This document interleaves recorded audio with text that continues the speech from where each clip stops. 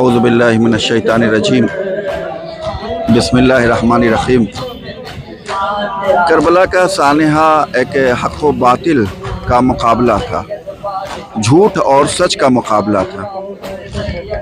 ایک طرف جھوٹ تھا جس طرف یزید تھا، باطل تھا جس طرف یزید تھا، اور امام حسین علیہ السلام الہی نمائندہ تھے، اللہ کے نمائندہ تھے، جو عدالت کے نمائندہ تھے۔ یزید یہ چاہتا تھا کہ یہ میری تائید کریں، یہ میری تصدیق کریں، یہ میری بائعت کریں، اور جو بھی میں برائی کر رہا ہوں اس برائی کو یہ تسلیم کریں، ہماری ہاں میں ہاں کریں۔ کیوں؟ میرے ڈر سے۔ تو امام حسین کی لڑائی دراصل یزید سے نہیں تھی بلکہ یزیدیت سے تھی، یوں کہہ لیجئے کہ شیطان سے نہیں تھی، ہر وقت کے شیطانیت سے تھی۔ امام حسین کی لڑائی وقت کے فرعون سے تھی بلکہ یوں کہیے فرعونیت سے تھی۔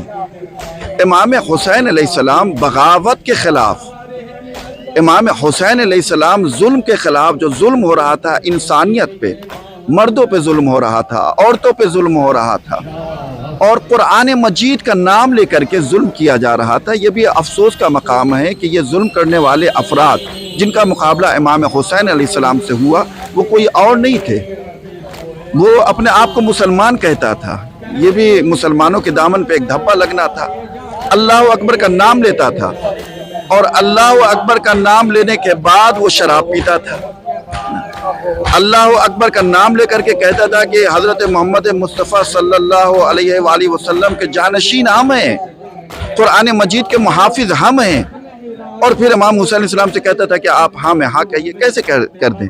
اس کا مطلب یہ ہے کہ اگر امام حسین علیہ السلام ہاں میں ہاں کر دیتے تو پھر یتیموں کا کوئی سننے والا نہیں تھا۔ وہ جو ظلم بربریت یزید کی طرف سے ہو رہا تھا اس کا کون دفاع کرتا؟ تو ضروری تھا کہ ایسے میں ایسا شخص اٹھے جو یزید کا مقابلہ کر سکے۔ ظاہر سی بات ہے امام حسین علیہ السلام جنگ کے لیے نہیں گئے تھے۔ اگر جنگ کرنا مقصد ہوتا ہے تو ایک لشکر لے کر کے جاتے، اسلحہ لے کر کے جاتے، خواتین کو ساتھ میں نہ لے جاتے، عورتوں کو ساتھ میں نہیں لے جاتے، لیکن کہیں بھی یہ نہیں ملتا کہ امام حسین علیہ السلام نے لشکر جمع کیا ہو، بلکہ یہ کہتے تھے کہ مجھ سے یہ تائید چاہتے ہیں، یہ چاہتے ہیں کہ میری ہاں میں ہاں ملا ہے، میں ہاں میں ہاں نہیں کہہ سکتا ہوں۔ مشہور جملہ ہے مثلی لا یباع مثلا، مجھ جیسا انسان جس کے گھر قرآن مجید کا نزول ہوا، جو عدالت کا خواہ ہے، جو حق کا نمائندہ ہے، یزید جیسے شرابی انسان، فاسق انسان، جھوٹے انسان کی بیعت نہیں کر سکتا ہوں۔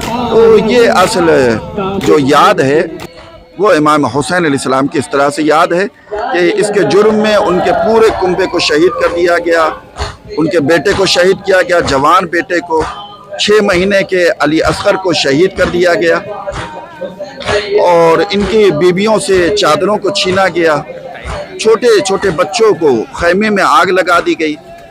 تو ہم اسی کی یاد میں، امام حسین علیہ السلام کی یاد میں غم مناتے ہیں۔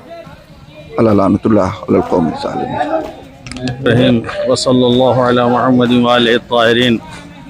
آج محرم کی 7 تاریخ ہے اور 3 دن عاشورہ کے اور باقی ہیں۔ یہ محرم امام حسین علیہ السلام کی یاد میں منایا جاتا ہے۔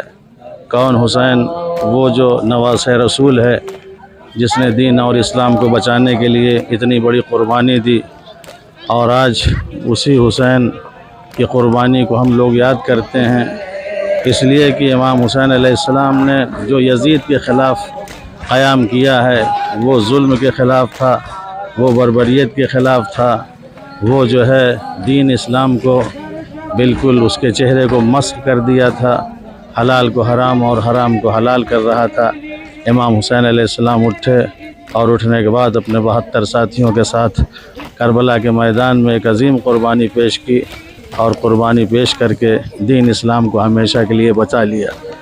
آج اسی حسین ابن علی کی ہم عزاداری کرتے ہیں، اس لیے کہ یہ عزاداری ایک تحریک ہے، ایک نہضت ہے، ایک بیداری ہے، جو ہر سال لوگوں کو ہم ذکر امام حسین علیہ السلام کر کے لوگوں کو اس بات کی طرف بیدار کرتے ہیں کہ دیکھو جس طریقے سے امام حسین علیہ السلام نے ظلم کے خلاف قیام کیا، اسی طریقے سے آج کسی کے اوپر اگر ظلم ہو رہا ہے، دین اور اسلام کو اگر مٹانے کی کوشش کی جا رہی ہے، تو ہم میں سے ہر ایک کا فریضہ ہے کہ ہم سب بھی قیام کریں، کھڑے ہوں اور امام حسین علیہ السلام کے راستے پہ چل کے دین اور اسلام کو بچانے کی کوشش کریں۔